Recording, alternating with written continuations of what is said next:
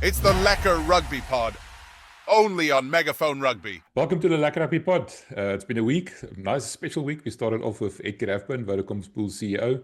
Forthright discussion, Harry and I were quite taken with that. They will publish that on Sunday. And then obviously Harry and Andre Pretorius were diving into the number 6 position, the bank robbers, like Harry calls them. Watch out for that. But today we're changing gears a little bit. We're speaking to the voice of rugby in South Africa, Matt Pearce. He's seen more games than most people, I suppose. And then I'm not going to say welcome to you. I'm going to let the red carpet roll out, leave it up to Harry. So over to Harry, and be warned. There's probably going to be a dance and a song and some poetry. Yeah, so you've been warned.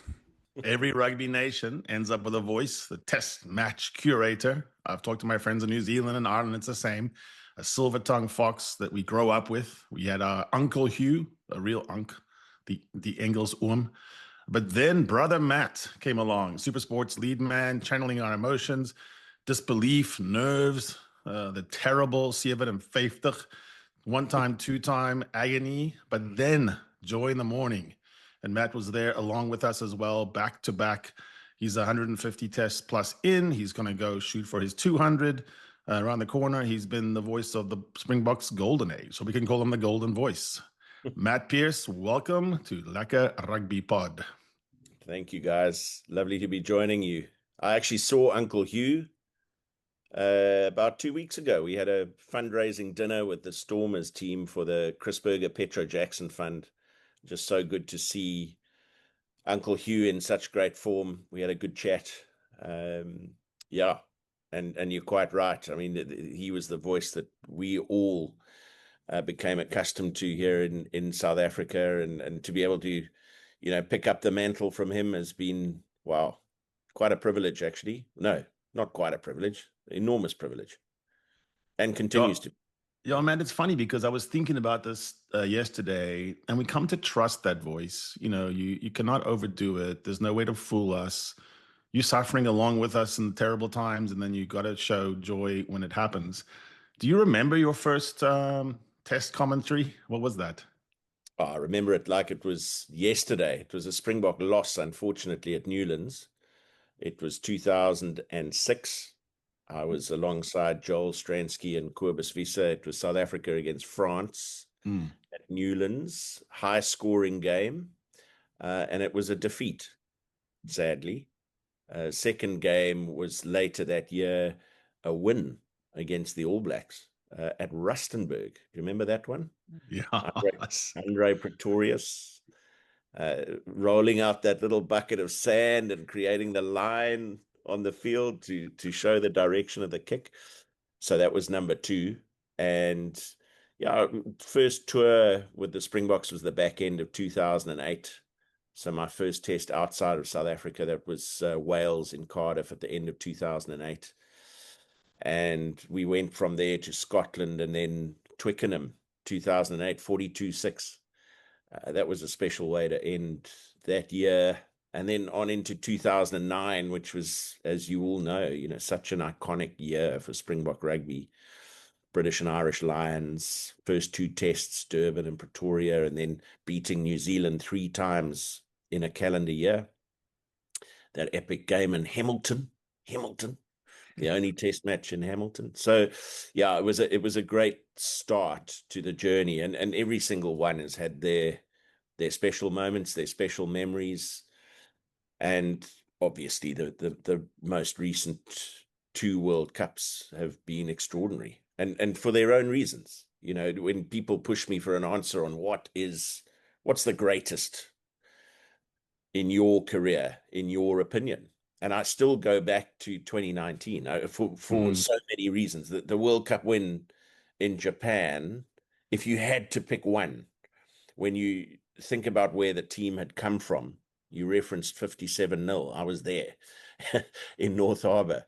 I was there exactly 365 days later when they won 36-34 in Wellington.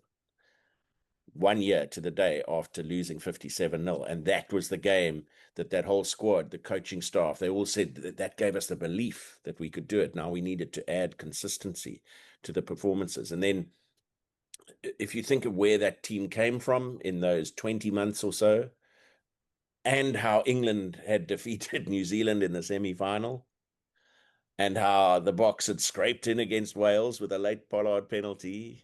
And everybody said, oh, well played, but, it's England's time.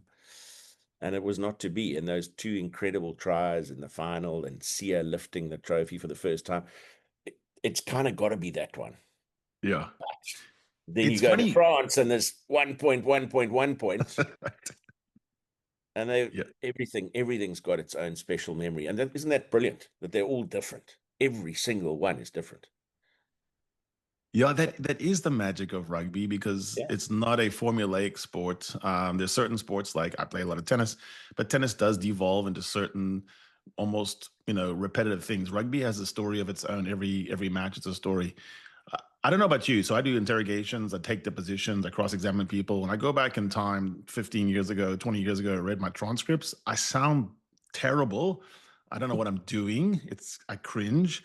Have you actually gone back to the beginning and, have you ever had reflection on, oh yeah, I do that a lot better now? I'm not sure it's better, but I do listen to myself. I listen to myself a lot because I think it's the only way you improve. Yeah. And you got to be self-critical to do this job. You can't get too close to social media because you're never going to be everybody's cup of tea. If I do a Sharks Bulls game and the Bulls win, the Sharks fans will think I am the most biased commentator in the world. It's just a natural thing. People are passionate, and whichever way a game is going, you are going to sound on the side of the victor. I'm afraid it's a natural consequence. Absolutely. And so fans can get upset and they can vent, and they often take their frustration out on the person with the microphone. And you pretty quickly grow a thicker skin. Otherwise, you can't cope. You've been very fortunate. The timing of you and your career as the tourist on with the Boks, the conscience, the guy looking on and giving us these stories. And when it's all said and done, this might have been, like I said, the golden age of Boks. But also, it strikes me how nice these guys are. I mean, I'm sure there's every now and then there's an exception, but like Frans Malherbe was checking in on me on my knee surgery this week. Like, what are you doing, man? You're a Springbok tight head. Elrich Lowe was on this channel, and he was the nicest boy you'd ever find. Is that your reflection too? Are we missing something? Are they just good actors, or is this really a nice bunch of Springboks? It truly is a nice bunch of Springboks. There's no way of saying they like each other. They have respect for each other, not only on the field but off it. The special sauce that's run through this golden thread, as you call it, this golden age, is this deep found mutual respect for each other's backgrounds, cultures, what makes them tick.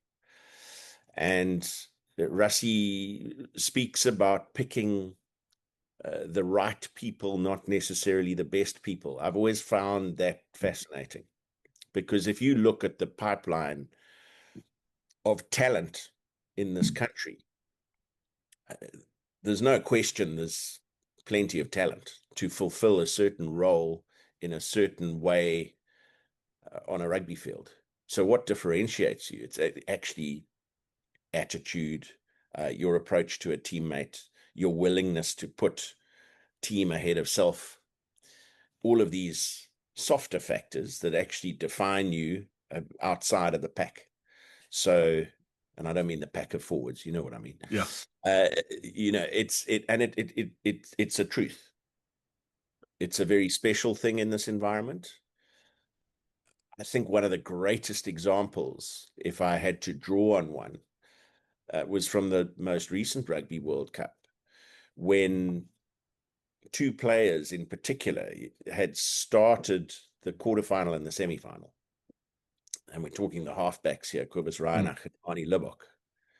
Started the quarterfinal, beat France by a point. Started the semi-final, beat England by a point. And we know that Marnie was substituted early in that game, but the team won the game, and it's a team sport. And then a week later, potentially the biggest game, or definitely the biggest game of their lives in prospect, and those two players are asked to step outside of the match 23. And you can sulk for a little bit, you can be disappointed for a little bit, but then you got to put yourself to one side and prepare the 23 you have been picked to be the best version of themselves. And they did that. And it, to take that point a little bit, one step further, Harry, is I think I'm going to get the number right. I hope, because I made a note of it. But that selection from quarterfinal to semi-final, I think, was the 68th or the 69th test since Rassie and Jacques' return at the beginning of the 2018 season. And it was only the second time they'd named an unchanged 23. So you can totally understand the reason why. If you go and beat the host nation, being under the pump in front of a packed Stade de France, and you get the job done, surely you've earned the right to go again next week. And everybody was saying, of course we can get back to that level. It's a World Cup semi-final. Of course we can get there. But the reality is you can't. And a fresh pair of legs, a fresh voice, a fresh attitude, a different energy, even if it's 2 or 3 players that just mix up that selection, keeps it energetic, keeps it competitive. And I'm not sure we'll see unchanged 23 perhaps ever again. Yeah. No, it's fascinating. And, take that, what you've just talked about with the players, and then we have, the coach that is this giant personage, this personality that overshadows so much of Springbok rugby now, Rassie Erasmus. He's also refreshed his coaching staff. So you look at a guy like Tony Brown coming in, Jerry Flannery, Felix Jones coming back. I think you just played golf with Tony Brown. Give us insights about Tony. He always seemed like a guy who's a bit cheeky, nice guy as well, but maybe a little bit, under the surface, maybe a little bit cheeky. I don't know about cheeky. Well, let me say this. Let me just get off the rugby for a second. He's a fabulous golfer. Really fabulous golfer. One handicap, shot 1 over par when I played with him a few days ago here in Cape Town. A really fantastic golfer. He's told me he brought his squash rackets with him, and he pitched up at the gym the other day in Cape Town and just had a knock-up game of squash with a couple of the members of the club there. So he's obviously an incredibly good ball sports player. And you could see that when he was playing the game. And he's, how can I say, he feels privileged to work with this generation of Springboks and being tasked with getting them up a level, challenge them to do different things, to do better things.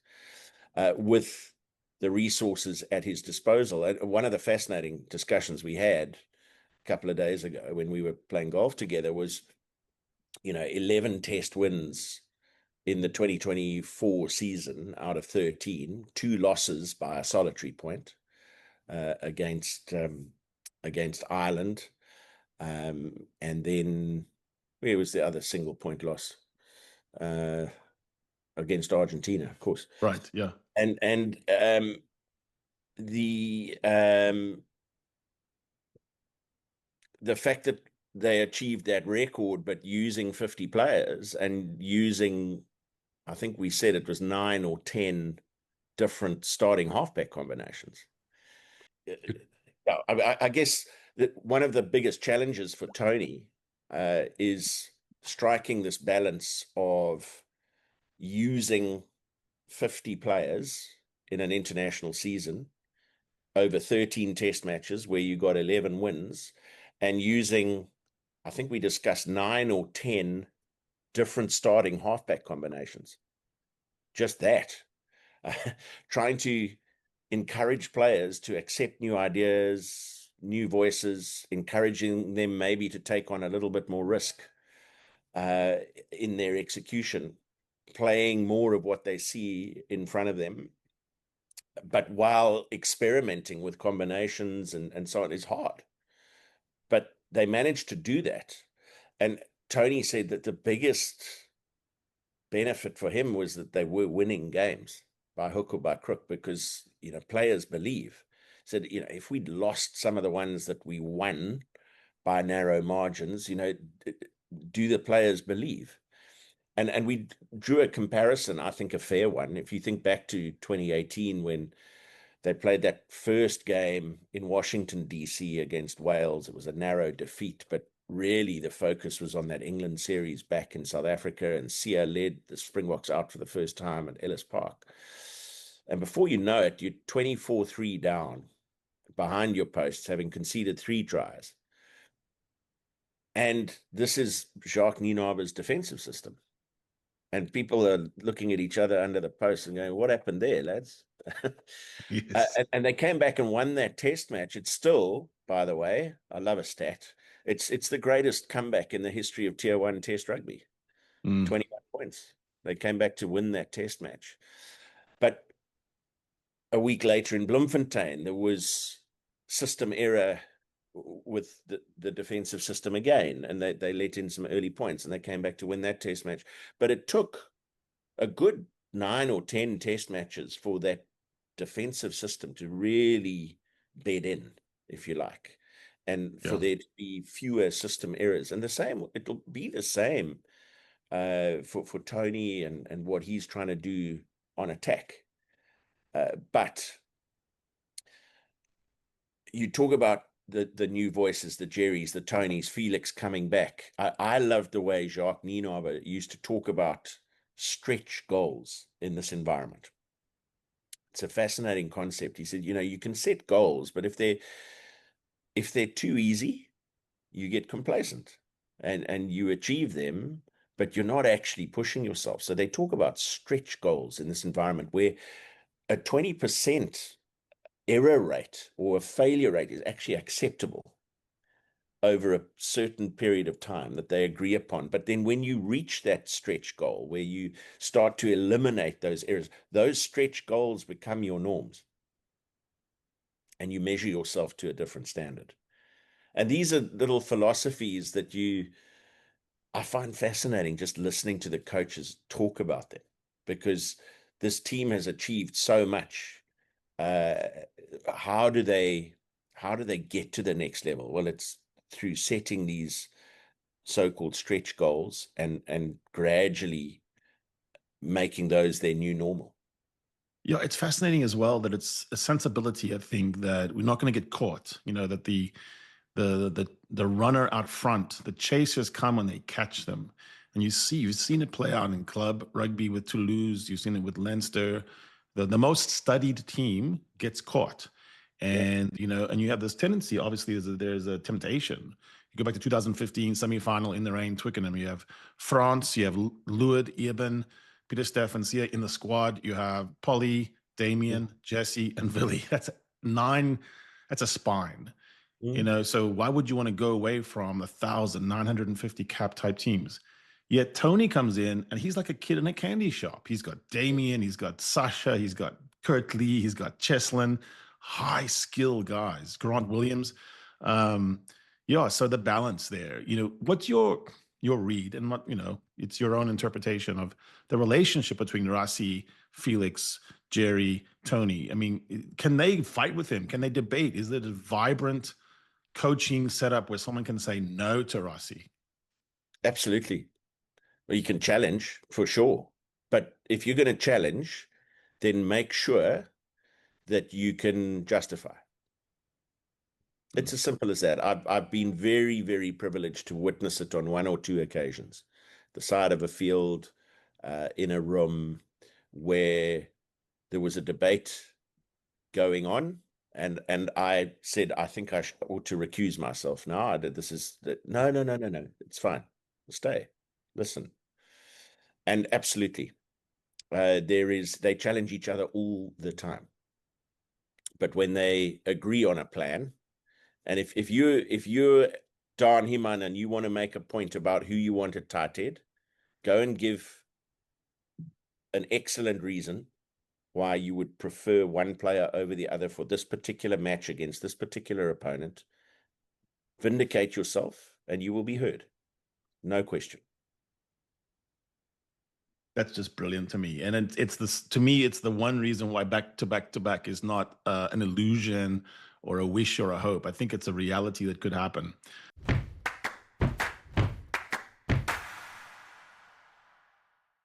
We're remiss if we don't jump into quarterfinals of URC, the URC. URC is coming to a head now. And we have some tasty matchups. What I think is fun, test rivalry takes a long break. The Irish came, I was at Loftus, I was in Durban, suffered, and you're like, oh, when do we get our, revenge? Club rugby offers you these little miniature versions with the Scots and the Irish blowing into town. Munster come to Durban, Edinburgh, welcome to Loftus, and then the Stormers going tomorrow up to Glasgow. Let's just take that first one. Where do you think Stormers versus Glasgow is going to be decided, won or lost? And who do you think is going to have to step up from VP? This might surprise you. Maybe not. I think this game's won up front. And for all the panache and the flash of the Stormers on their home field, I think if they get too loose against this Glasgow team, I think Glasgow back division can potentially hurt them. I really believe that. I think it's a classic game for a Sasha Feinberg and Gomezulu to step up and say, I want to take this game by the scruff of the neck. I'm going to make sure it's played where we want to play it on our terms. And to do that, he needs a dominant performance from the pack. It's a really good pack that the Stormers, I think it's the best pack that they could have selected. Ruben van Heerden has been outstanding as he was previously. I think Marcel Tennyson's probably had his best season. You would think that Evan Roos, there's been so much talk about him, maybe he quietly feels he's got a point or two to prove. Yeah. Paul de Villiers has been a fascinating addition to the Stormers pack this season in the absence of an injured Dion Fourie. Paul has, I think, really stepped up. He was SA under-20 captain 2 seasons ago and getting his first shot in this division, and has stepped up well. So I do think it's a good pack. Steph Unger has been in good form behind that Stormers pack of late. I think their best performance of late was probably the one against Benetton, where there were 15 internationals in the starting lineup of Italian and Argentinian extraction.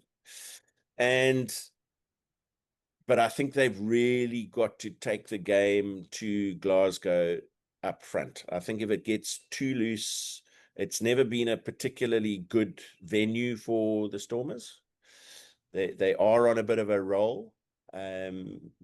Glasgow, you can see, were hurting after their run of defeats that saw them into 4th, and then they got into a proper arm wrestle with Leinster, and they did pretty well in Dublin. So yeah, I don't think this one is going to be one that the Stormers can win necessarily playing precisely how they've been playing in the run-in. And that's the frustrating side, because I think, my Stormers can play very good denial of space and time, slow poison, choke. Like you say, Marcel, Ruben, Salman, Fouché coming back in. These are guys they haven't established themselves at test level, but they're such good club players. Ruas, obviously. So it's a matter of taking that responsibility seriously. Jack Dempsey being out for Glasgow, Cummings back in. So it's going to be, definitely going to slugfest. We would be remiss not to discuss Damian Willemse in one of the, stupidest red card decisions. And we kind of get to this Italian connection. I remember a day when Dwayne Vermeulen was turned upside down and stuffed into a rubbish can by 2 Italian props. And Wayne Barnes said, I have to decide which one to pick as a red card. You can red card both. Ever since that time, I've watched these Italian refs and TMOs do very strange things about cards. I think, isn't it the same guy did the Fouché and the Willemse? I mean, what's going on here with these very soft cards to Murat as well? Look, yeah, we could talk about this for quite some time. The frustrating thing for me, and I think for everybody, is just the inconsistency. So with the Willemse one, there's head-on-head contact. You can't deny it. it's when there's head on head now, they're saying immediately there is foul play. Then what is the level of danger? Are there mitigating circumstances? And they decided that there were not. I thought personally it was harsh at the time, but then I had also thought the Neertling Forshire card against Ulster was harsh. The same two refs in ref and TMO combination. I thought he was as low as he possibly could have been. I felt there was a wrap with the left, which wasn't shown repeatedly as the right shoulder was. And I wasn't surprised that they appealed that red, but the appeal was turned down. So then he gets no reduction of his time out of the game. So then Willemse gets a red where he is upright. There's no question. Is he aggressive into the situation? I don't think so. And so was there some mitigation? You would have thought so. But they said it was red. And then you've got to make a decision. Do you appeal? Well, if Neertling Forshire failed in his appeal, what are the chances of an upright player making head-on-head contact? So they don't appeal. Be that as it may, the frustrating thing for me is that then you watch the EPCR Challenge Cup final, Bath against Lyon, and Sam Underhill almost decapitates somebody. And one of the referees who made the decision on Damian Willemse is part of the team of four. He's an assistant referee. He's on the side. He's looking at the same footage with Holly Davidson and Mike Adamson, the TMO. And the referee says, well, I'm seeing mitigation here. I'm seeing a change of height, whatever, and a low level of, I don't even know if they said low level of force or whatever. And the guy is silent. Now, I don't know how you compare those two, where a week earlier, you've come to the conclusion that Willemse's is a red, and then you're completely silent on the Underhill tackle, which is then cited and he's been banned. And then in the Champions Cup final, there's a clear shoulder to the head, which they also give as yellow. And the other Italian referee, who was part of the Willemse decision, is an assistant referee and doesn't say his piece. So either we've got, and this is the problem, we talk about a team of four when it comes to match officials, but if you're not going to speak up, then you're not part of the team. Yeah, exactly. And if you think one thing is a red card one week, then you've got to stand up for that principle the following week. Yeah. And you've got to say, no, I disagree. I think this is clearly a red card, because that's what I've said a week earlier. Yeah. And it's just also, that. It seems that frustrating inconsistency and subjectivity. It seems a lot like whoever frames the issue first wins the debate too. So someone comes in hot, whether that's TMO or the ref, and sort of assumes the bully pulpit and says, this is how I'm seeing it. Then you kind of force the other guy to be the argumentative guy who he knows he's going out into, international coverage. It makes a terrible piece of communication, doesn't it? Yeah. Where you're quite right. It's somebody leads the conversation. If you're then going to disagree, where you're not looking each other in the eye, TMO and ref, okay, you're just connected by an earpiece. You're looking at a big screen. TMO is looking at a smaller screen, but probably with higher definition. And you're trying to communicate with no eye contact. I think, honestly, guys, I think pregnant pauses often tell a story of their own. When a referee's looking at the screen and he says, so what I'm seeing is there is foul play, there's head, but I'm seeing a drop in height with some mitigation here. So I'm thinking yellow card. Do we agree? And then there's a pregnant pause and you're going, the TMO doesn't agree at all. Otherwise, he would have said so immediately. And those sort of things are telling in communication. So these little communication cues. But yeah, again, it's just frustratingly subjective and inconsistent. And I don't think that's being contentious. I don't think that's being controversial saying that. I think it's the truth. Because It also puts you in a difficult position though, because you're in the comms box and Sure. this is transpiring and you have to say something because otherwise it's dead air. You sometimes have to make it, some commentators actually say, oh, that's terrible, or rugby's gone soft. We don't want to hear that necessarily. We just want to know clarity. And I think, MV can hear me out here because he does some commentary live as well. If we can just have clarity around our sport and not be bemused. I was in quarterfinal in France. All the French guys turned to me when Damien Willems says called scrum. They said, is it permissible to do that? And I was like, yeah, of course. And we don't even know sometimes our own rules. What's the path forward? So what's the solution, guys? How do we get to a point where you can see a thing and go, oh, I know what that is, to the yellow card, red card, not?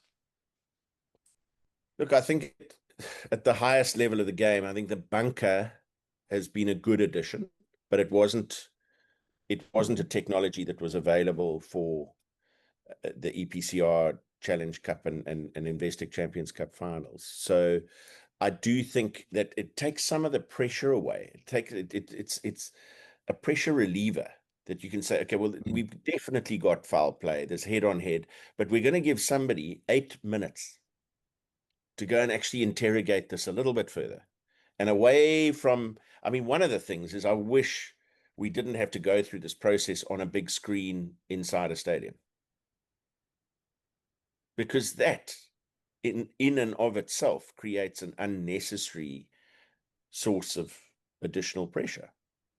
Because now, especially if it's not on a neutral territory like these finals were, if it's in a stadium and the perpetrator is a visiting player, the home fans are going to go ballistic when that shoulder contact is paused on the head, and just give some space for a rational decision to be made. I feel like in our attempt to speed the game up, we're probably not taking enough time about making valid assessments of these situations. Yeah, I'm right with you there. I think sometimes the rush is counterproductive. But let's jump into Bulls. MV, so you're our man on the ground. You've talked to Jake quite a lot recently. You've talked to Edgar. You've talked to some of the players. I get the sense from you that the Bulls' strategy this time around is to play it down, that maybe a year ago they played it up too much. So what are you looking for, MV, in this struggle between Bulls and sort of a revenge match against Edinburgh? Yeah, we asked Jake that question. I asked him that question. And we asked Esther as well. We thought last year they made too much of the thing. There was too much pressure and the build-up was too much. And, Jake kept talking about how young his players are and, they're inexperienced. And today we got a communique from Willem Strauss that said Jake feels that this is the most emotional always he's been. We saw how emotional he's been in press conferences lately and the likes. But I asked him, are you guys playing it down? And he was non-committal. I think they're going to still go for it, play down, not play down, play it up a bit. I got another picture from Willem Strauss. They're putting up posters, banners, these big advertising hoardings that say, what do the Scots and the Bulls have in common? We both like a sticky van der Merwe. I'll put this on the screen here. So they're not playing it down. I just think it's a mistake. I think if you put too much pressure on these young players, which Jay goes on and on about how young they are, it's not the right approach. I hope it doesn't backfire, but Jake reckons they've learned a lot from last year, and he reckons he learned a lot from last year. I was interested to hear what you thought, Matt, where Jake said maybe it's his fault. Maybe it's he's the reason why they're not winning finals. What did you think of that? Look, I think a coach is generally going to take responsibility, and he did that immediately after the fact. I felt for him in some respects because the ongoing issue seemed to be the inability to convert opportunities inside the so-called red zone. There was no problem getting there. I just think this Bulls team is different to what we saw last year. I think they've grown. And why do I say that? I think they've grown in their versatility, in the way they can play. They were regarded, rightly or wrongly, as maybe a slightly one-dimensional team. But you look at what they've done just in recent rounds, where they've played Ruan Nokia at number 7. Great line-out option for them at the tail, which when they've got Marco van Staden and Marcel Coetzee, perhaps not so much. and they can now play with their back row options. Their scrum, led by Wilco, obviously, has been utterly devastating. So, I mean, that I'm just so looking forward to. You know, Pearce being picked for the British and Irish Lions, coming up against Wilco, you know, that's just, can't wait. First scrum. Yeah. You I know, mean, we'd usually look forward to some chatter there. Or banter, deliberate but- knock on, first minute. No, so there's a great matchup. There's some great matchups all over the place. I just think this looks like a Bulls team to me that has quietly grown in confidence. And maybe where there were some doubts in the past, I think they've maybe dispelled those doubts. You know, I think maybe they felt they were too reliant on certain players in certain positions to perform. But I've had this conversation with Jake Edinbiurgh in pre and post match interviews a number of times this season around how their depth has been tested to the hilt this season, sometimes by injury and sometimes in selection, where you actually get to back players in starting positions, whereas maybe you thought of them previously as somebody who could make an impact for 20 minutes off the bench. I think they've grown their resources substantially. I believe that's what I'm seeing. That's what I've seen in the last few rounds. They're a team coming in with confidence, a team that scored a lot of points. And yeah, I think they're going to be very, very hard to beat at 1:30 on a Saturday afternoon on the Highveld. This week we spoke to Jake on the side of the field there, and he actually called the press conference to talk about the Club World Cup Championships, where Rian Oberholzer said that maybe the South African teams will now take the competition seriously. He took great umbrage at that. So we had to listen to that a little bit. But then he took me into the gym to show me the picture that Bulls players put up on the wall. And they took the picture after that win against Munster. And Harry, I want you to talk to Matt about this. You were there. That's where it started gelling for the Bulls. You know, winning at Thorman Park and then winning in Scotstoun against the Glasgow Warriors, sort of setting the score straight. You know, and the likes. I think, like you said, this team is a different team to what it was. And what I liked last time against Dragons, Jake took off a player, so they played with 14 men by choice to put them under pressure, like you just said. So Harry, that Munster game, you were there. You saw what these guys were up to. You were at the captain's run, everything. What do you think happened there? What changed?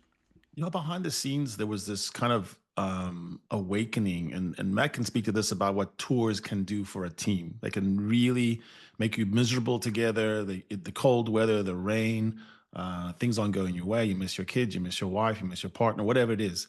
I sensed there, and then Jake confirmed it in the kitchen, in our little kitchen conference, press conference, where it was just me and him.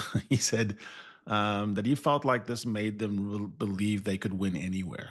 Okay, so it's difficult to win in Limerick. It's not an easy place to win for anybody, including Leinster. And Jake's point there was, now we have no excuses. We don't have to be at Loftus. And if we are at Loftus, great, but we don't have to sort of put that much pressure on ourselves. We can win anywhere. So, Matt, do you think that that's what a tour can do? Because to me, it felt like that tour was a godsend for the Bulls. I don't think only that one. I had a fascinating discussion with some of the Springboks who play for the Bulls on the end of year tour to the UK last year. I was chatting to some of the guys in Cardiff ahead of that last test. Now, the Bulls were on tour prior to that Springbok tour.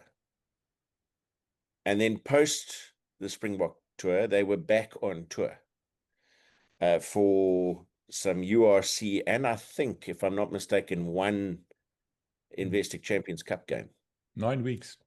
So exactly, Envia. This is the point. So I was chatting, I think Kanan Moody was one of them. He was on tour for 9 weeks. Didn't go home.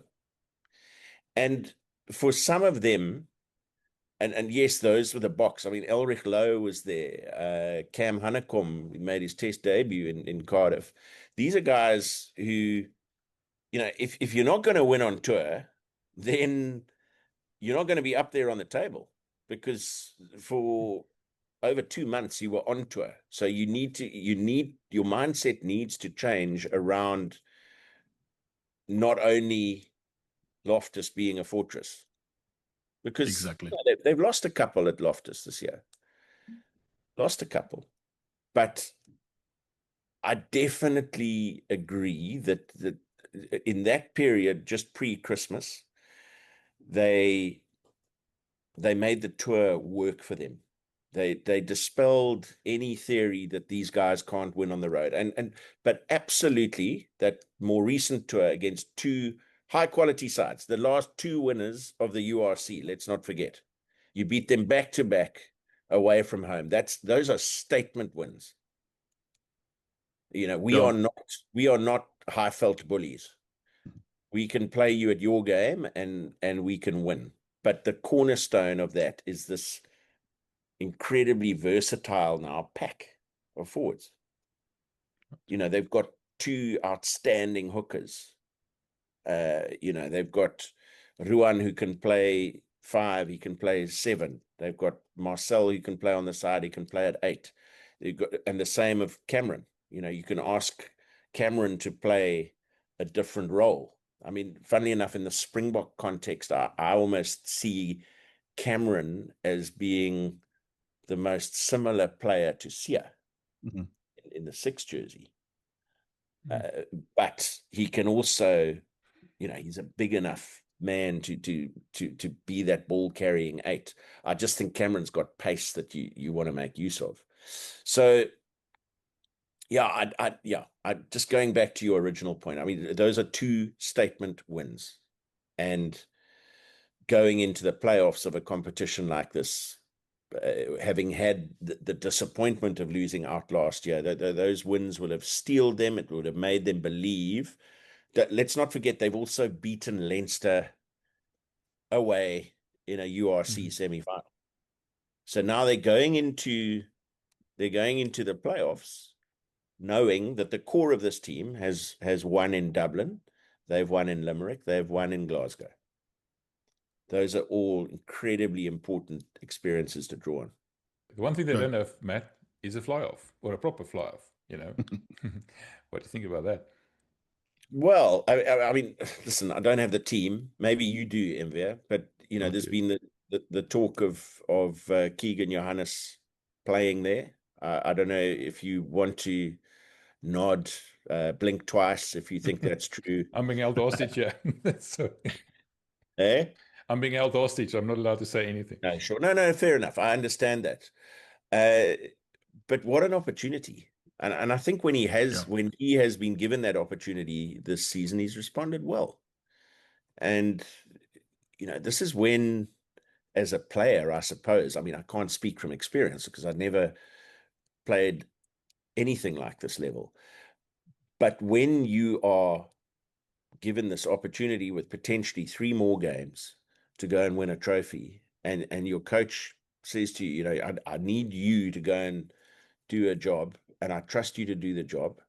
And he won't feel like, if it is Keegan Johannes, he won't feel like I'm a stopgap here, because he's been given the opportunity earlier in the season. I think, to be brutally honest, I mean, more of a stopgap would have been what we saw earlier with Villy going in at 10. Yeah. Where we know he always pops up there, 2nd, 3rd, 4th phase, and he can pull the strings, but not ideally suited to being there off first phase. So, and I also think that there's been growth in the scrum halves at the Bulls this season. Ambrose and Ambrose in particular, actually. They've been, the 9s have been good. They've been there to take pressure off Ambrose and Zach. Yeah, so we have quandaries for the Bulls. You're not sitting here in front of team sheets with, the big 7 loose trio, or the sort of 666, super speed. Let's move on to the Sharks, who have Munster. Sharks have their own dilemmas, and it's mostly brought upon at the 9-10 axis, where maybe Grant Williams is coming back in. Who's the 10 there? Talking about 10s. Talk us through the Sharks, because on the one hand, people talk about them being underwhelming. On the other hand, they have the biggest turnaround year to year. If you look at 2024, look at now, just empirically, that is the biggest turnaround in world rugby. Yeah, and I think probably the turnaround started with the Challenge Cup win, though. If we're honest, I think playing for a trophy, big stadium. I mean, there's quality across the board there. You know that. We all know that. And the conundrum is, and everybody's scratching their heads and going, why can they not put it together consistently with that amount of quality across the squad? Interestingly, Tony Brown said to me that, just having been in a Springbok camp, an alignment camp in the last 10 days, would possibly have had a galvanizing role to play within that squad. That they sense that international rugby is not far off. Most of these guys have won at least one, or some cases more than one, World Cup. Yeah, the 9-10 one is a conundrum because from what I saw last week, it looks like Sia Masuku was, that was not an injury that was going to heal quickly. Don't have official word on that, but I do hear that Jordan Hendricks could be doubtful. I mean, he's been out for the last couple of games. Is he back? And if he's not, I remember I did the Scarlets game, the Sharks Scarlets game, and I saw their bench. And I immediately wondered what happens if Masuku has to come off. And I thought it would be Jaden Hendricks to 10 and Bradley Davids off the bench at 9. But then it happened. And Yao Penkle came off the bench and went to 15. And Fussy came into 10, slotted a few goals pretty solidly as well. They were all pretty much out in front, but he struck them well. But yeah, that's a fascinating one for me. I mean, is it feasible? Could we see potentially, and I don't want to age this podcast, but we're still a day away from selection. But I mean, could we see Jaden Hendricks maybe at 10 for the Sharks? It's not impossible. Yeah. And Munster's no joke. Munster comes to town with pedigree. They're seeing off some of their legends, Connor Murray and Peter O'Mahony. I mean, this is the kind of thing that it feels like, sorry to say banana skin in Durban, but it feels like a banana skin. Look, I agree with you on that point. You saw what the last home games meant to Munster with Connor and Peter and Stephen Archer. And their next loss is their last game. It's as simple as that.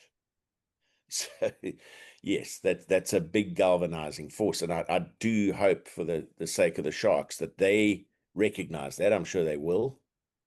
And make that step up accordingly. They'll be interested to see what they say. I mean, their pack, we know their pack is going to be absolutely box office. The CEO was missing from the last game against the Scarlets, but he'll be back. So again, they've got options. They've got Chituka, who's been playing well. They've got Pepsi Buthelezi, who's had an excellent season.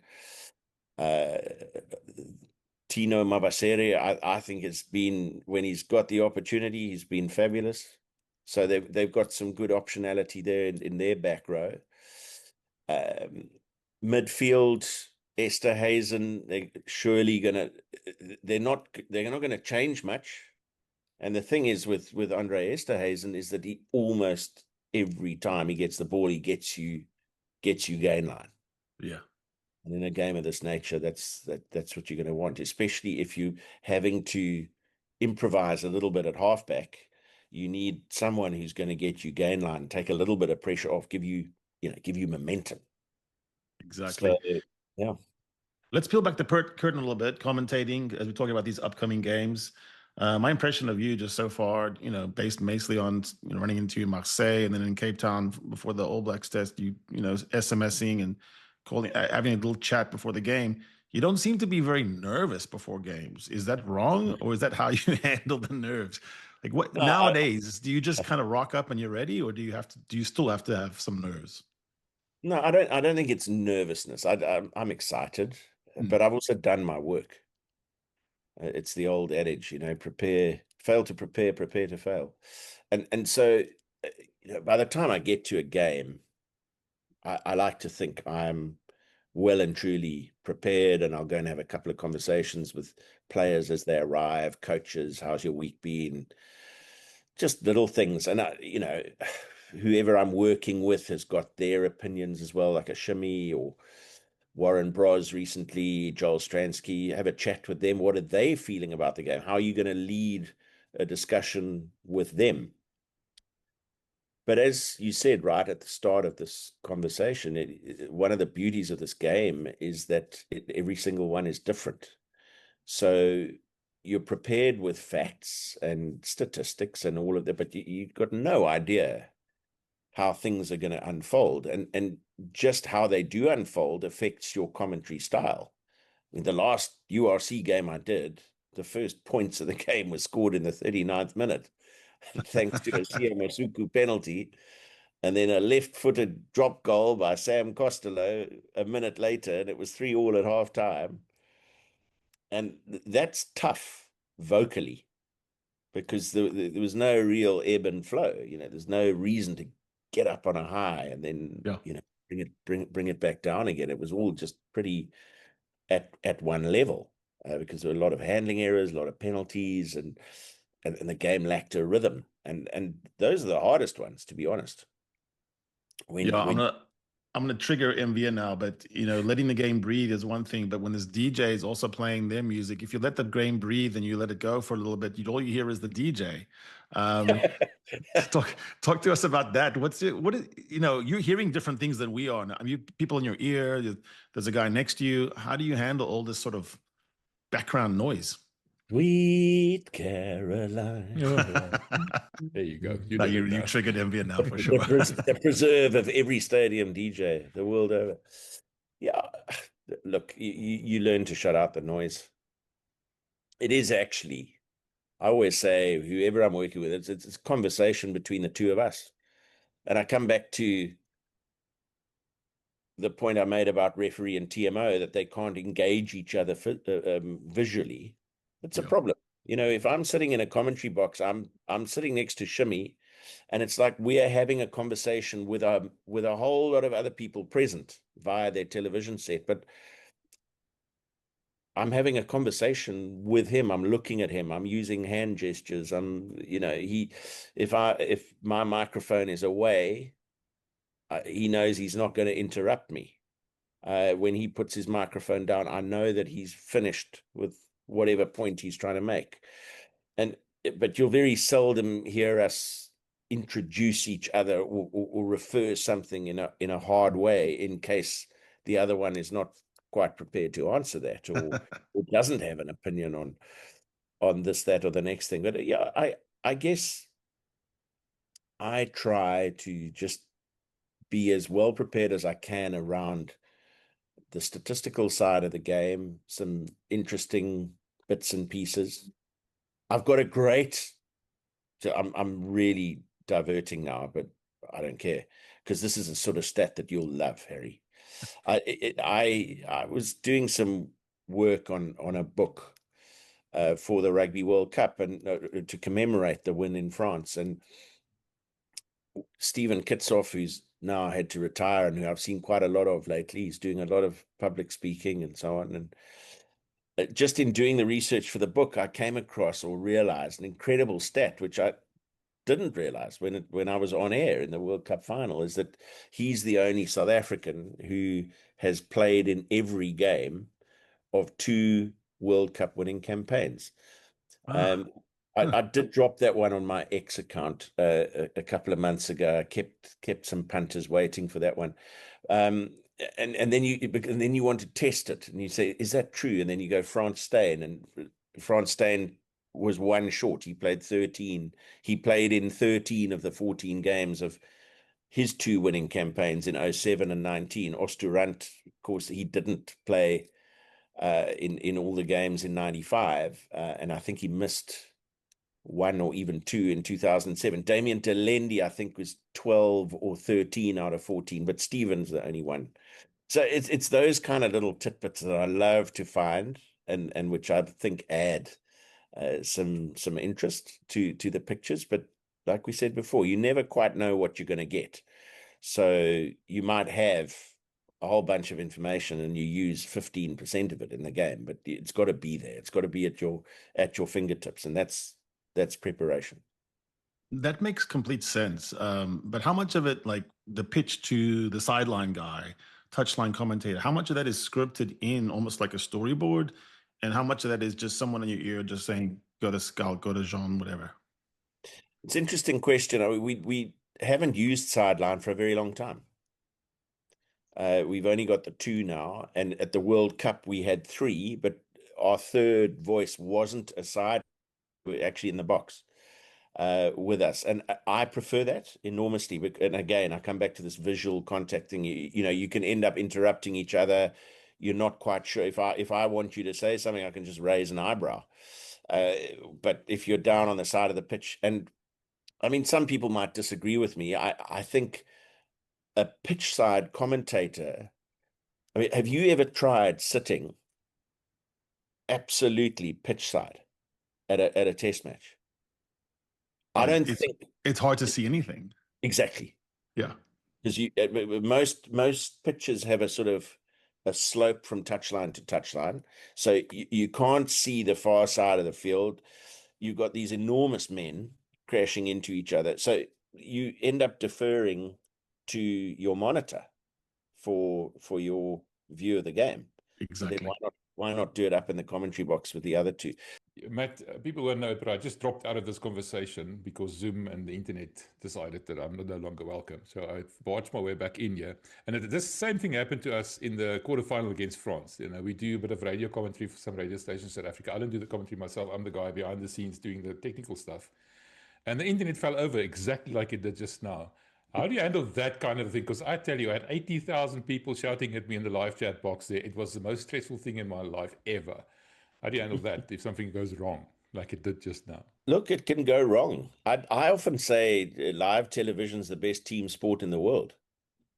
Because if anybody on that team gets a plug in the wrong place or, you know, miscommunicates an instruction, whoever it may be, or what we call the bashers, the members of the crew who have to expertly run with the cables that are attached to the cameras while the cameramen are running up and down the touchline. And if they don't do their job properly, the cameraman comes back the other way and trips on the cord. You know, there are just so many things that can potentially go wrong.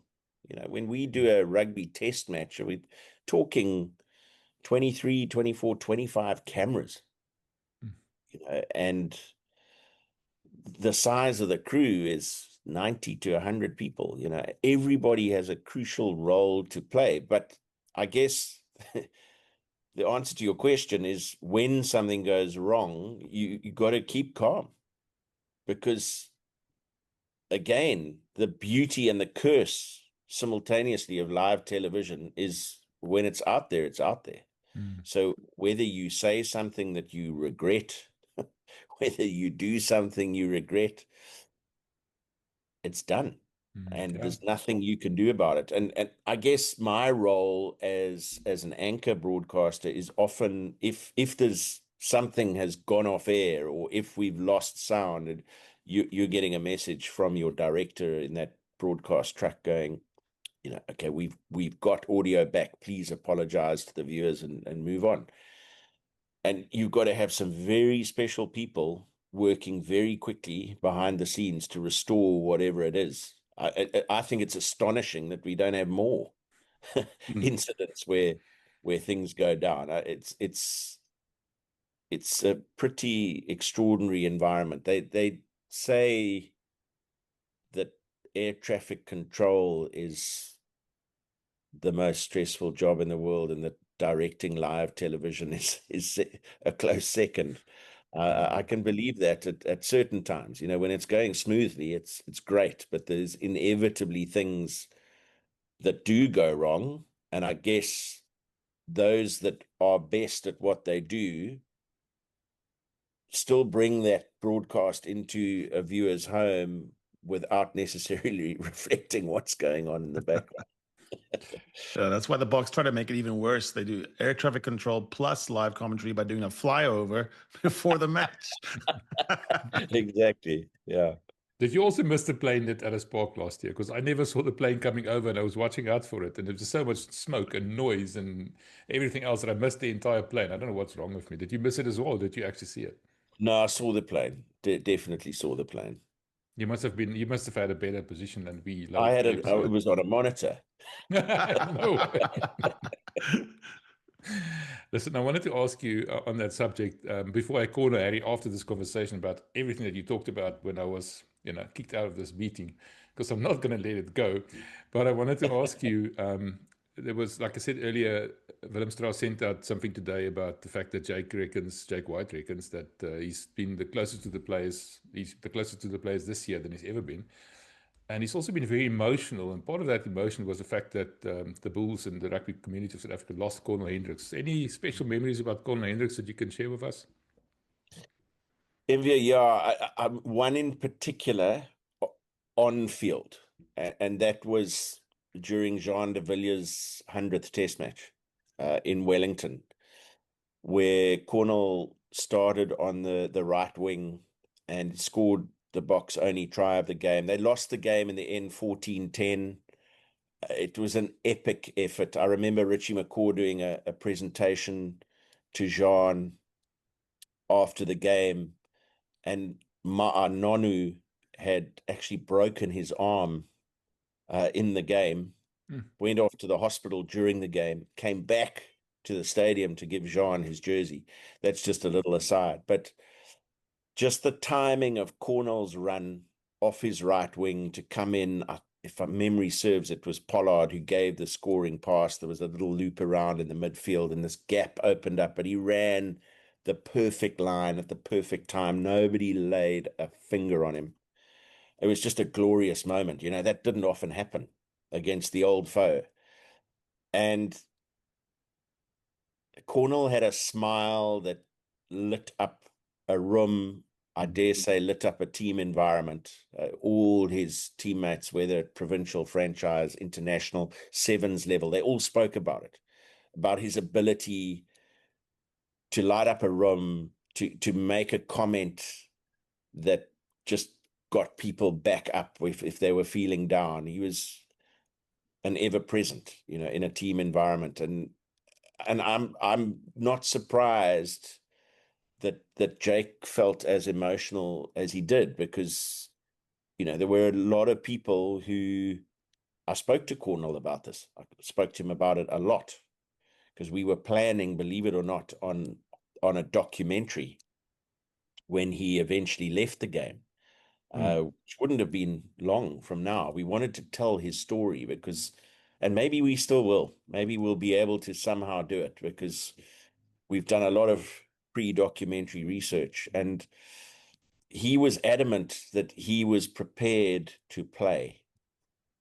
not in line with all medical advice, but certainly in line with enough medical advice, who said, you are fit to play the game. But given insurance and reputational risk, I guess, would have been a factor, not a lot of teams were prepared to give him an opportunity, and yet Jake did at the Bulls. And there was almost a renaissance of Cornal. You well know that there was an issue at 12. They needed somebody to fill in, and we were talking about him as a possible Springbok contender in the number 12 jersey. I'm sure you two would agree with that. He was playing that well, and that consistently to be a consideration. So larger than life personality, just desperately, desperately sad. But I will never forget that night. One thing I want to say, having been very close to the Bulls lately, is how close knit that team is. When you get to know you should know yourself. When you get to know the people and the players, it's a different story than looking at it from the outside, because all you see is the thing, the team. But once you start to get to know the people, you start to realize what they actually are, who they actually are. And I tell you what, Harry called me Don Quixote earlier. One of my missions in life is to get Harry to support the Bulls, full-heartedly. And he says he's almost there. He hates them only 55% by now. So, so anyway, Harry, take it home, man. Thank you. Yeah, so Matt, we cannot be more grateful for you stepping by and having a chat with us for an hour or so. You've been super generous with your time. We are looking forward to hearing your voice again coming up soon, not just on the under-20s or the quarterfinals or the URC or the semifinals. It's Bok season around the corner, and we cannot wait to be there with you. Looking forward to it as well, and looking forward to being at Loftus this weekend. I got the early game, the 1:30 kickoff, which really looking forward to. I hope, I don't know, MV, if you can update us on ticket sales, but I suspect that Loftus is going to be pumping on Saturday. I wouldn't get my hopes up too high. It's too late. Tell you why, it's too early. It's just too early. Schools rugby is still going on. How big school rugby in Pretoria is. Last year, the Bulls were playing Bennett, and same time Office was playing, I think, Grey College or somebody. And there were more people at Grey College, at Office than there was at Loftus. The timing is not good. I mean, it's out of the Bulls' hands, I suppose. But yeah, I don't expect a huge crowd, unfortunately. But I'll see you there. I'll make a point of coming to say hello there. Look forward to it. Thanks, guys. Thank you. Always enjoy. Cheers, Matt. It's the Lekker Rugby Pod, only on Megaphone Rugby.